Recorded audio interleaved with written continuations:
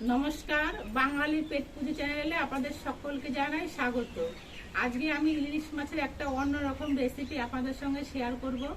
বাজার থেকে শোলা কচু আনা হয়েছিল, তো কচু শাকটা খাওয়া হয়ে গেছে আর এই কচুর গুঁড়াগুলো রয়ে গেছে।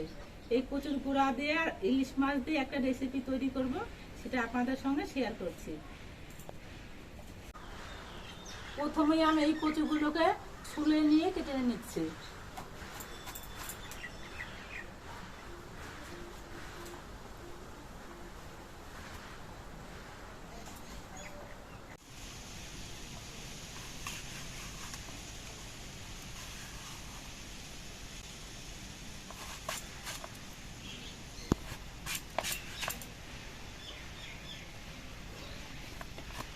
এইরকম একটু পাতলা পাতলা করে কচুগুলোকে কেটে নিচ্ছি।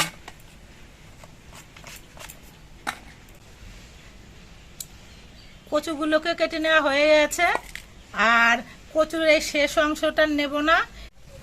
কচুগুলোকে জল দিয়ে ধুয়ে পরিষ্কার করে নিচ্ছি।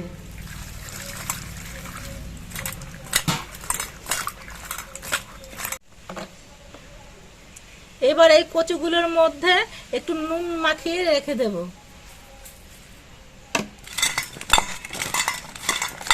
এবার ইলিশ মাছগুলোকেও নুন আর হলুদ আমি মাখিয়ে নিচ্ছি।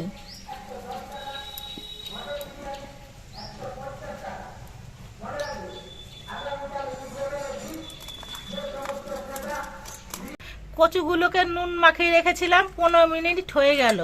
এবার কচুগুলোকে আরো দুবার আমি ধুয়ে নেব।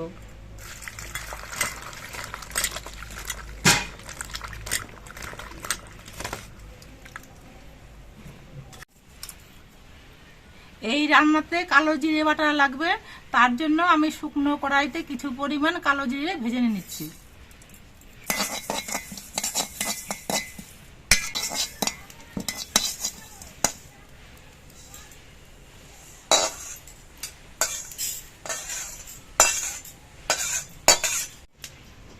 কালো জিরেটা ভেজে নেওয়ার পর কড়াইতে দিয়ে দিচ্ছি সর্ষের তেল। তেলটা গরম হয়ে যাওয়ার পর ইলিশ মাছগুলোকে খুব হালকা করে ভেজে নেব।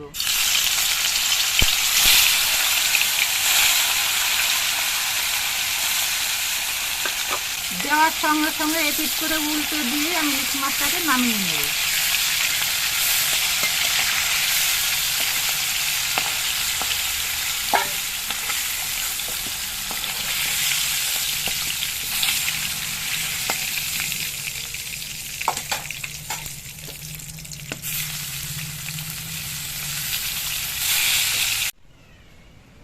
মাছগুলোকে ভেজে নেওয়ার পর এর মধ্যে দিয়ে দিচ্ছি কালো জিরে, 4টে চেরা কাঁচা লঙ্কা। এবার এর মধ্যে কচুগুলোকে দিয়ে দিচ্ছি।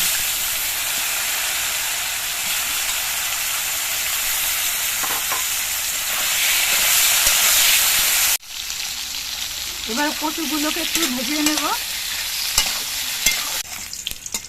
কচুগুলোকে ভেজে নেওয়া হয়ে গেছে। এবার এর মধ্যে দিয়ে দিচ্ছি আমি হলুদের গুঁড়ো, পরিমাণ মতো নুন আর চেরা কাঁচা লঙ্কা।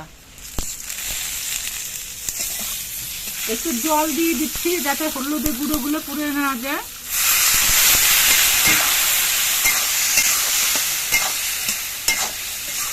এবার একটু নেড়ে চেড়ে কষিয়ে নেব। কষানো হয়ে গেছে, এবার এর মধ্যে আমি ঝোল দিয়ে দিচ্ছি।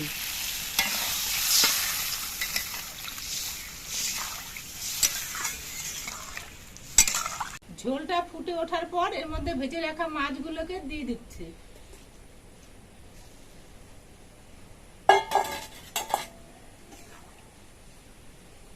ঝোলটা উনুনে হতে থাক, এইদিকে আমি ভাজা কালো জিরেগুলোকে বেটে নিচ্ছি।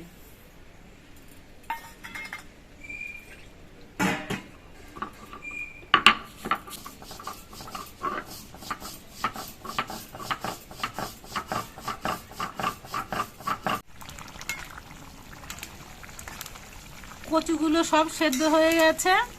কচু দিয়ে ইলিশ মাছের ঝোলটি তৈরি হয়ে গেছে। এবার আমি নামিয়ে নেব। তার আগে আমি কালো জিরে বাটা দিয়ে দিচ্ছি।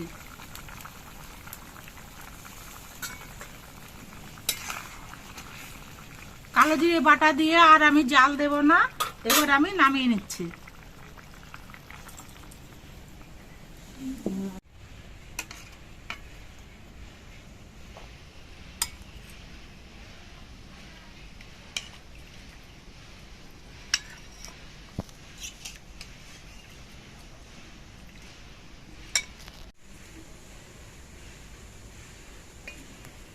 আপনারা দেখতে পেলেন যে আমি কিভাবে শোলা কচু দিয়ে ইলিশ মাছের রেসিপিটি তৈরি করলাম।